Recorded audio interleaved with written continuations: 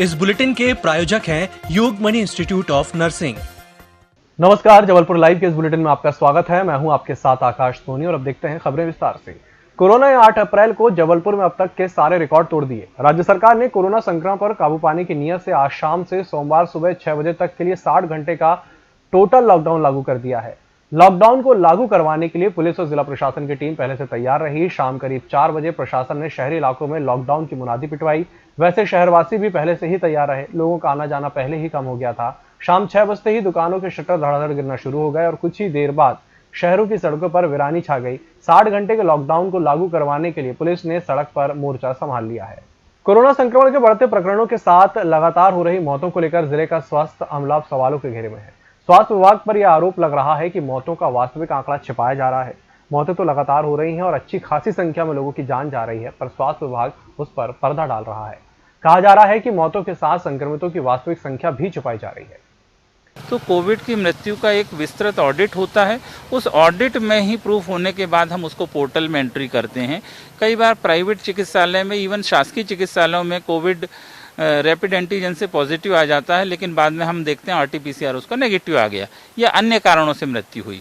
तो चूंकि अंतिम संस्कार के समय हम एहतियातन उसको बोल देते हैं कि आप कोविड प्रोटोकॉल से उसका अंतिम संस्कार करो, जिसमें बीमारी फैलने का अंदेशा ना रहे, जो कि विगत वर्ष 1-2 केस में हो चुका था।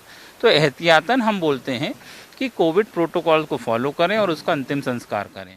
कोरोना के बढ़ते संक्रमण के बीच पुलिस प्रशासन ने अपने जवानों और अधिकारियों को कोरोना से बचाए रखने के लिए प्रयास शुरू कर दिए हैं। एसपी और आईजी ने पहले ही जवानों और अधिकारियों को सतर्क रहने का निर्देश जारी कर दिया है। साथ ही पुलिस महकमे ने अपने थानों को सैनिटाइज करवाना शुरू कर दिया है। पुलिस थानों में रोजाना सैनिटाइजर का स्प्रे करवाया जा रहा है ताकि महकमा संक्रमण की चपेट में न आए। बढ़ते हुए कोविड-19 संक्रमण को दृष्टिगत रखते हुए पुलिस अधीक्षक महोदय के निर्देशानुसार प्रत्येक पुलिसकर्मी जी की सुरक्षा के लिए सभी थानों में प्रतिदिन सैनिटाइजेशन करवाया जा रहा है। इसके अतिरिक्त हमने सभी थानों में N95 मास्क वितरित किए हैं, सैनिटाइजेशन का वितरित किया गया है एवं सभी पुलिस कर्मचारियों को हिदायत दी है कि वह हमेशा मास्क पहनें, सोशल डिस्टेंसिंग आपस में भी बनाए रखें और सैनिटाइजर का उपयोग करें तथा इसी तरह ड्यूटी के दौरान अन्य लोगों के संपर्क में आने के दौरान भी अपनी सुरक्षा और सतर्कता का ध्यान रखते हुए ड्यूटी करें, जिससे हम इस संक्रमण को रोका जा सके। सर्वहित शिक्षा समिति के अध्यक्ष इंजीनियर प्रभात दुबे और कैंट क्षेत्र के विधायक अशोक रूहानी के द्वारा रांझी क्षेत्र में दर्शन सिंह मोनी तिराहा से सभी व्यापारियों और राहगीरों को 1100 मास्क का वितरण किया गया और लोगों को सर्वहित शिक्षा समिति के द्वारा विधायक और समिति अध्यक्ष ने जागरूकता लाने के लिए लोगों को कोरोना से बचने के लिए शारीरिक दूरी, मास्क का उपयोग करने की सलाह दी। कि हमको कोरोना को अगर भारत से हराना है तो निश्चित तौर पर हमको सोशल डिस्टेंसिंग और मास्क पहनना ही होगा। यही उपाय है हम सबको इस कोरोना को अगर हराना है, क्योंकि अभी वैक्सीनेशन भी हो रहा है और प्रॉपर समझाइश दी गई कि आप टीकाकरण कराएं, उससे इम्यूनिटी पावर बढ़ेगा और उसके बाद भी टीकाकरण होने के बाद भी मास्क अनिवार्य रूप से पहने, तभी हम समाज को, अपने परिवार को और सबको बचा पाएंगे। और व्यापारियों को ये समझाइश दी गई कि जब तक कोई भी आपके यहाँ ग्राहक आता है तो अगर मास्क नहीं पहनता है तो उससे को बिना मास्क पहने हुए कोई भी सामान ना दें, उनको समझाइश दें कि मास्क पहनना उचित है। कोरोना से स्वस्थ होने पर 8 अप्रैल को 151 व्यक्तियों को डिस्चार्ज किया गया। वहीं 2085 सैंपल की प्राप्त परीक्षण रिपोर्ट्स में कोरोना के 326 नए मरीज सामने आए। आज स्वस्थ हुए 151 व्यक्तियों को मिलाकर जबलपुर में कोरोना के संक्रमण से मुक्त होने वाले मरीजों की संख्या 18,882 हो गई है और रिकवरी रेट 89.17% हो गया है। बुलेटिन वक्त चला छोटे से ब्रेक का, जल्द हाजिर होंगे। Yogmani institute of nursing, Jamdar hospital, Jabalpur. नर्सिंग के क्षेत्र में करियर बनाने का सुनहरा अवसर। प्रवेश प्रारंभ BSc nursing, post basic BSc nursing, GNM. पता 198/2 Raigwa, ward number 72, Arihant warehouse के पीछे, पाटन बाईपास चौक के पास, जबलपुर। ब्रेक के बाद एक बार फिर से आपका स्वागत है। बढ़ते हैं अगली खबर की ओर। अपराधियों के हौसले इतने बढ़ गए हैं कि वो अब दिन दहाड़े रास्तों पर अपराध करने से चूक नहीं रहे हैं। मामला गढ़ा थाने के बीटी तिराहे का है, जहां सड़क पर खड़े होना एक व्यक्ति के लिए गुनाह साबित हो गया। बताया जा रहा है कि ललित पटेल नामक एक व्यक्ति सड़क किनारे खड़ा था, तभी सड़क किनारे खड़े 3 युवकों ने ललित को वहां खड़े होने से मना किया। मामूली से विवाद इतना गहराया कि 3 युवकों में से एक जयराम नामक युवक ने ललित पटेल पर चाकू से हमला कर दिया। चाकू के वार से ललित को गंभीर चोटें आई हैं, जिसे तुरंत मेडिकल अस्पताल में भर्ती कराया गया है। घटना के बाद पुलिस ने तीनों आरोपियों के खिलाफ मामला पंजीबद्ध कर लिया है और आरोपियों की तलाश कर रही है।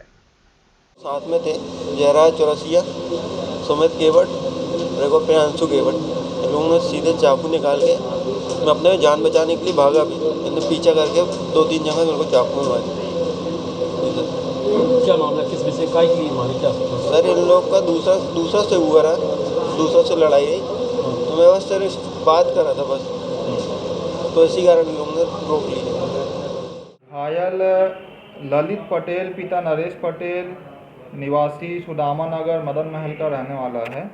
इसकी मिश्रा कंपाउंड बीटी तिराहा के पास में आरोपी जो है जयराज चौरसिया, प्रियांशु केवट और सुमित केवट के साथ में रोड में खड़े रहने की बात को लेकर वाद विवाद हुआ, जिसमें जयराज चौरसिया ने अपने पास से चाकू निकाल के ललित पटेल को घायल किया। इसमें अभी मामला पंजीबद्ध कर लिया गया है और जो आरोपी हैं उनकी तलाश पतासाजी की जा रही है। इसमें अभी तीनों के तीनों आरोपी अभी फरार चल रहे हैं। ग्राम कटोरी चरगावा में किसान प्रीतम सिंह पटेल की उस वक्त सिर पर पत्थर पटककर हत्या कर दी गई जब वे खाना खाकर टहलने के लिए घर से निकल रहे थे। किसान प्रीतम सिंह की हत्या किए जाने से गांव में सनसनी फैल गई है। खबर मिलते ही पुलिस अधिकारी मौके पर पहुंचे। पुलिस ने शव को पोस्टमार्टम के लिए शासकीय अस्पताल पहुंचाया। अज्ञात हमलावरों की सरगर्मी से तलाश शुरू कर दी है। साहू युवा संस्था के तत्वाधान में साहू समाज की आराध्य भक्त शिरोमणि मां कर्मा देवी की 1005वीं जयंती गंजीपुर चौक स्थित संस्था कार्यालय में श्रद्धापूर्वक मनाई गई।